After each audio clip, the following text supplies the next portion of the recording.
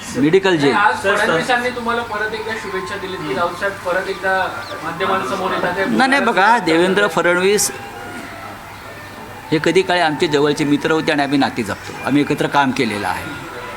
आजारपणात त्यांनी मला स्वतः फोन करून चौकशी केली आणि सर्व प्रकारच्या मदतीची त्यांनी पेशकश केली. मोदी आणि शिंदेनी पण तुम्हाला केली ना. बघा, ही राजकारण वेगळं आहे, व्यक्तिगत नाती वेगळी असतात.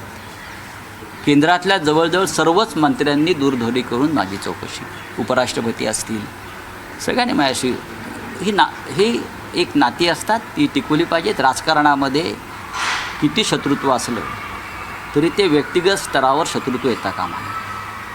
देवेंद्रजींनी माझी चौकशी केली किंवा जर त्यांना कोणी भेटलं तर ते माझी चौकशी करतात.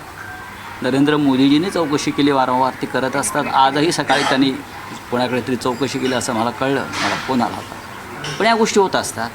उद्धवजी, राजजी चौकशी करतात. 2 दिवसात राज ठाकरे इथे येणार आहेत असे त्यांचे निरोप आहे.